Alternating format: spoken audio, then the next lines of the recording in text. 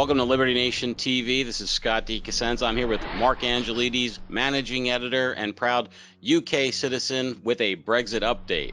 Thank you for joining us, Mark. Pleasure, Scott. The headlines I'm reading say that Boris Johnson and Nigel Farage could not make a deal and are perhaps at loggerheads. What has gotten Nigel Farage so fired up, Mark?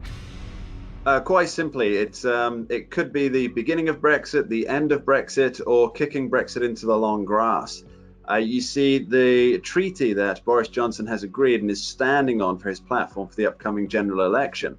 This is what Boris Johnson, in its former iteration, described as putting Britain as a vassal state to the EU. And Nigel Farage is not happy about this deal at all. So what he's done is his newly formed Brexit Party, which, as our listeners may recall, swept to power in the EU Parliament by winning the most seats in the EU elections. He's going to field candidates for all seats, all UK seats in this upcoming election, and basically become an electoral threat to Boris Johnson. How likely is that party to win the most seats? Well, not at all. In fact, it's a excuse me. It's a 50-to-1 long shot that they get the most seats in Parliament.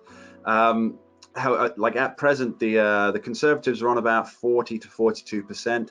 The Labour Party under Jeremy Corbyn around 26 to 28%, but that's likely to go up as we get closer to the December 12th actual election polling day.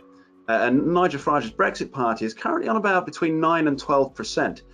However, Nigel is a major campaigner. He'll be spending from now onwards driving up and down the country, speaking at meetings attended by hundreds, if not thousands of people, explaining why the Brexit deal, in his opinion, is a terrible one, and how the only way that the public have to almost guarantee a no-deal Brexit, which is what, or a clean break Brexit, which is what Nigel Farage prefers, is to vote for the Brexit Party. So gone are the platitudes of perhaps some kind of electoral pact between these two parties, as President Donald Trump. Let me just stop you right there, Mark, and ask if he's going to divide this vote, if you will, won't that split the Brexit vote and then weaken it, leading to less of a chance for a strong Brexit?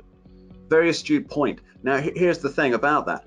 In 2015, when Nigel Farage was the leader of the UKIP party, it was going into the election, and all the media pundits said, all you're going to do is split the Conservative vote and hand the keys to the then Labour leader, who was Ed Miliband, I believe. But what happened was something very, very different. What we saw was that they ate more into the Labour Party vote than anything else, which really tells us that the Labour Party, which was traditionally a working class party, based primarily its voters come from the north of England, it's actually a very, very pro-Leave group of people. So what happened in 2015 was UKIP split the Labour Party vote, handing the Conservatives a majority. So the natural idea, and it does seem very natural, that this will split the Brexit vote, doesn't actually work in practice. But here's the thing. Nigel doesn't actually need to win the most seats. He only needs to win a handful of seats.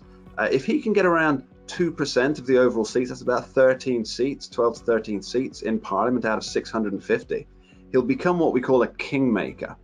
Now, a kingmaker is somebody who essentially blocks either side from getting a working majority in Parliament. Right, he can establish enough seats to broker that power deal. Absolutely. When is there a date for that election, Mark? Yeah, it's on the 12th. The 12th November 12th. The December 12th. No, we do have a few more days. The election's only just been called. You can't just say the 12th like that. Okay. 1st of December. Are there other important dates before December 12th for Brexit and the process?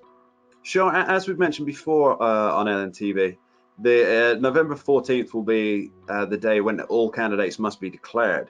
So whether some kind of deal now gets brokered with Nigel threatening to stand 600 odd candidates, whether this makes Boris Johnson feel a little bit of fear and then agree to some kind of electoral pact, we'll know by the 14th of November.